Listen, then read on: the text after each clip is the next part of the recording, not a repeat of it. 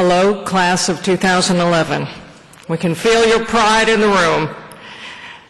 Dean Einhorn, distinguished faculty, proud parents, grandparents, friends, future leaders, that's you. It's an honor to be chosen by you to present this commencement address. As you know, and as mentioned, I'm blessed to be head of the World Food Program, a remarkable institution created 50 years ago on the foundation of the Marshall Plan, upon the ashes of a war-torn Europe where many faced starvation. From that experience, both Presidents Eisenhower and Kennedy shared the belief that peace cannot be built on an empty stomach.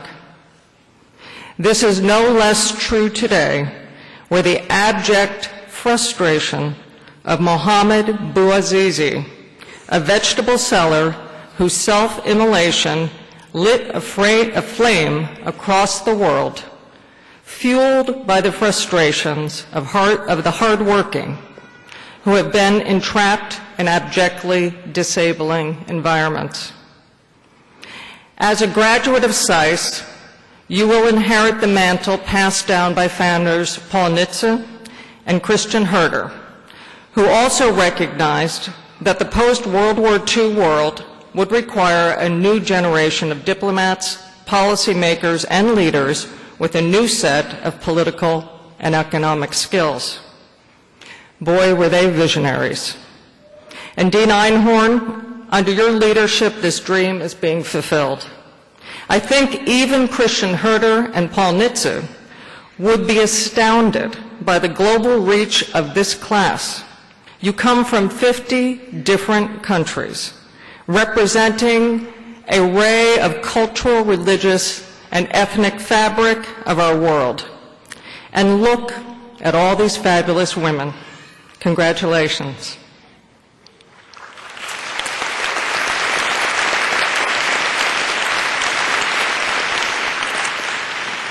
Just yesterday, I was on the hallowed 7th floor of the U.S. State Department in the Secretary of State's office, meeting with her leadership team on Haiti, food security, and tackling the global food crisis. When I mentioned that I'd be at SAIS today, hands went up around the table. I'm a SAIS graduate. Me too. Me too. Bologna? What year? What year? What concentration? It was true also when I was a leader at USTR in the trade office and in the global economic diplomacy of state. I came to rely on SAIS graduates, always distinguished by very practical training in global leadership. Indeed, 14 members of my WFP leadership team are SAIS alumni. Your brand, indeed your tribe, is special. And I'm very proud my daughter Nicole Shiner is a SAISer too. Today, I can only imagine your many emotions, but I think I can feel your anticipation to go from the classroom back into action, from a listener to a leader. I know that reaching this milestone was perhaps not easy.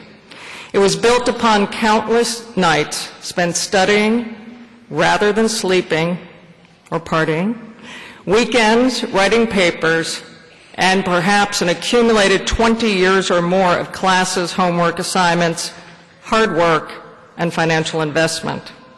It was also built on the efforts of those who came before you. In many cases, you may be the first in your family to earn a master's degree or even a college degree. Some in this room, your parents and grandparents, may have been denied the opportunity because of the color of their skin, or because they were women, or because they were raised in such severe poverty or in conflict zones, and they had to struggle just to survive. Yes, you are among the elite, among the luckiest of all of human history.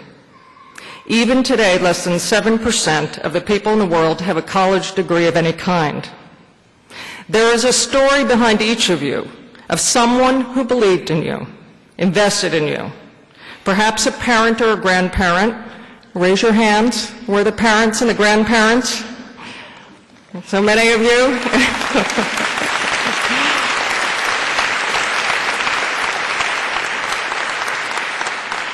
This is your degree too.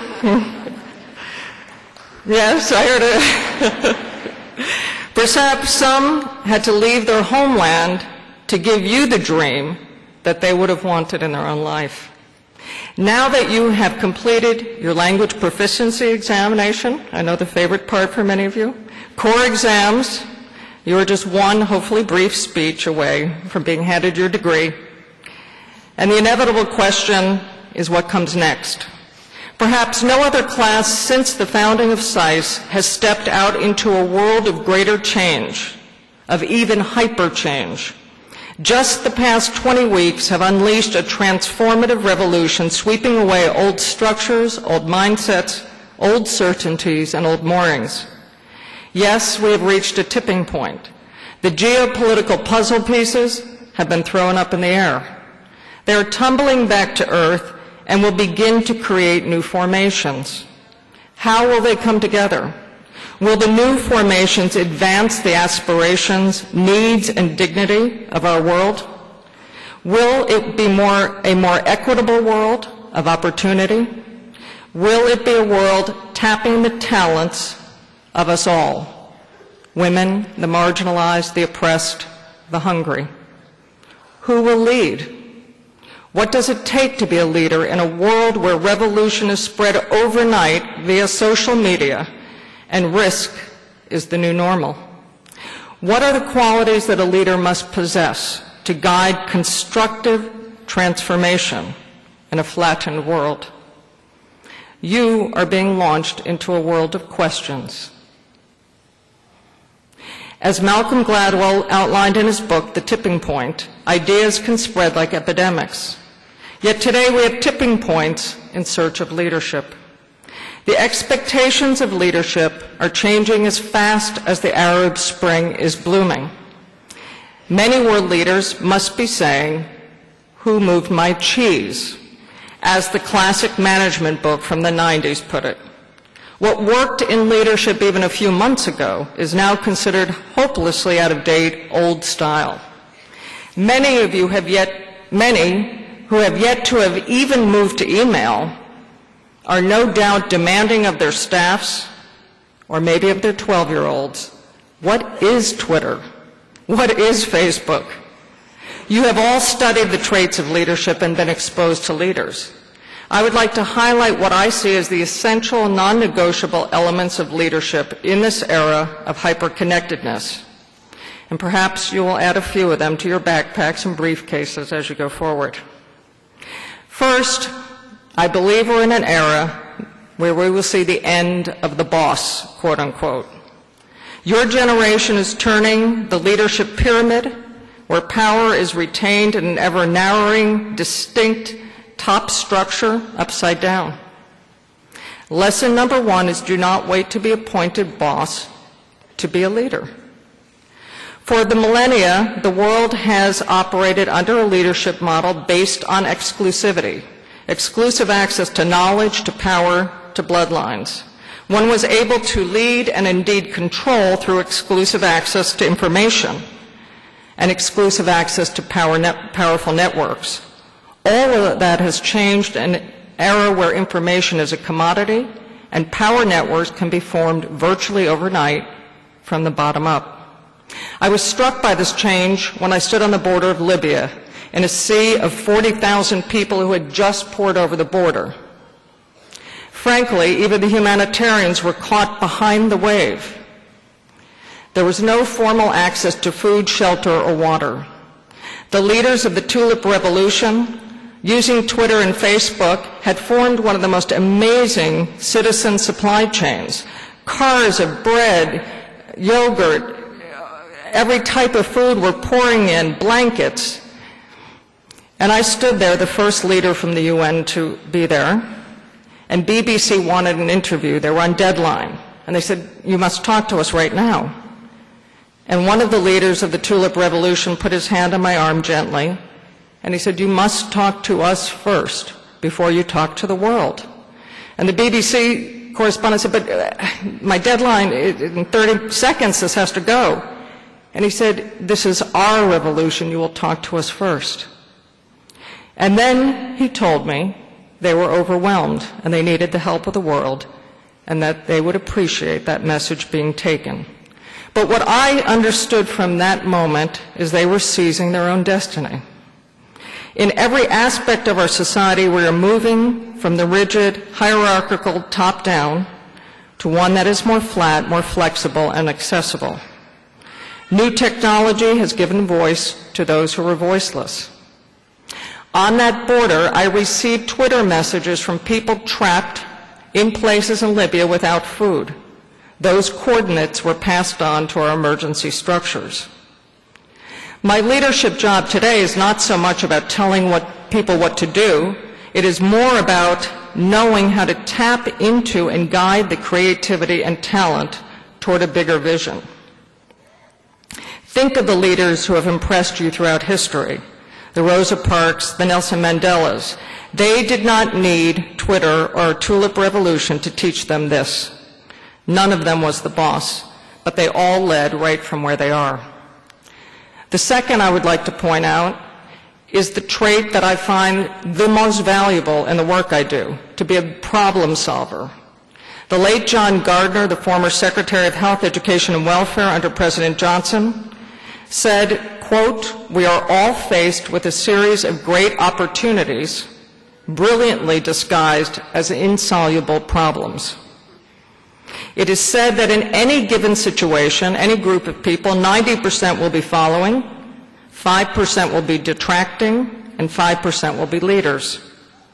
Faced with a challenge or obstacle, a true leader will turn that challenge into an opportunity.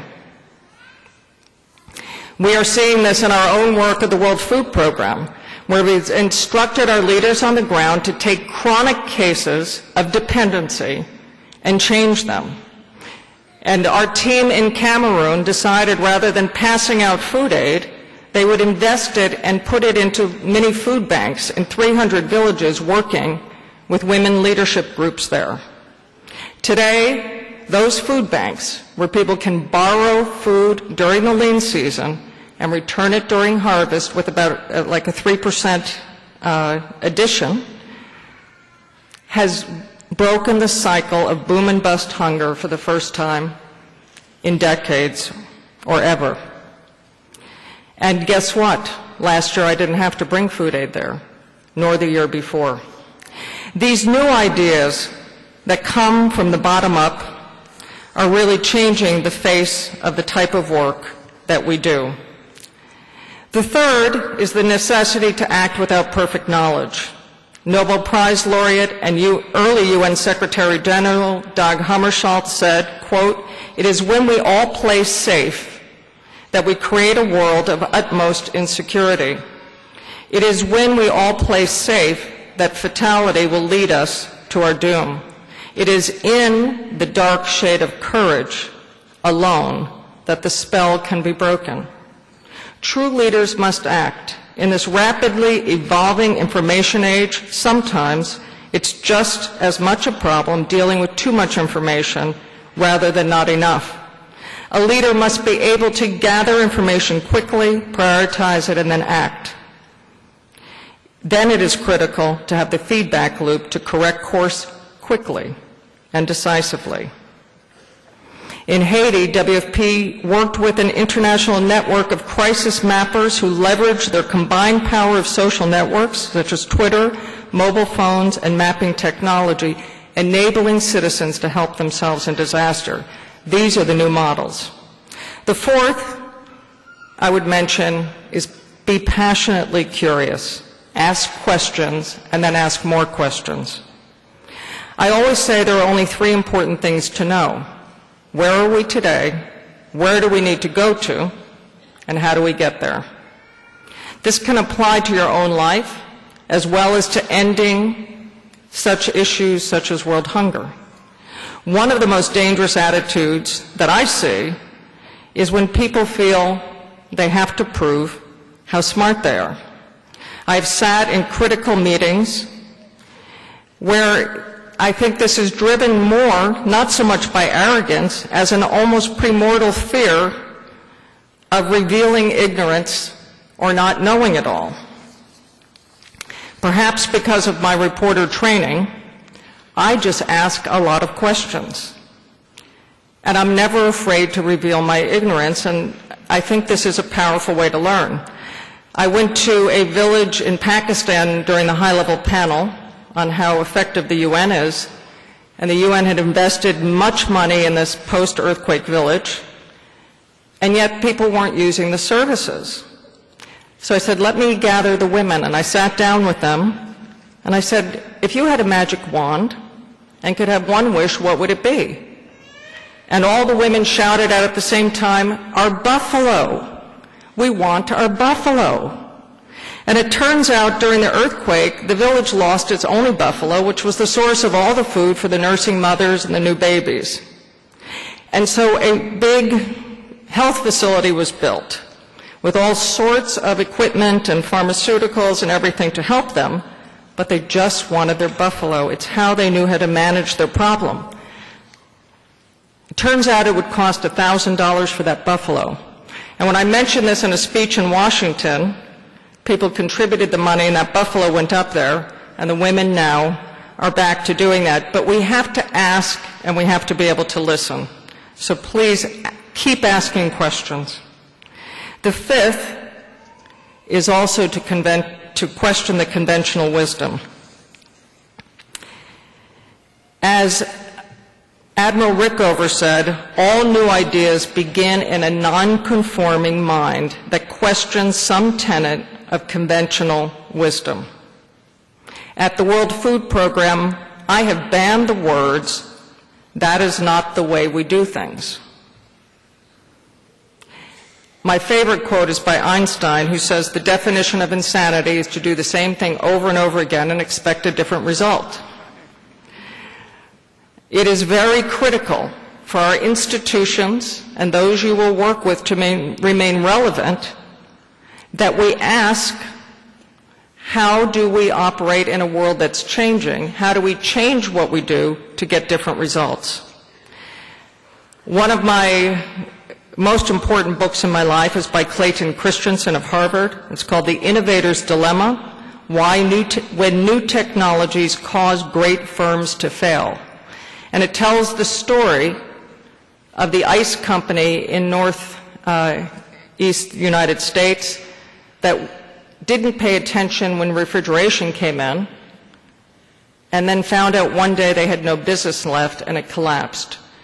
Or why IBM didn't create the PC, or why the PC didn't create Google, or why Google didn't create Twitter. Why is it that when new technologies come in, you can't adapt these big firms? And for the World Food Program, where we used to bring a bag of food to solve every hunger problem, today we're delivering in 30 countries digital food. I will just hold this up.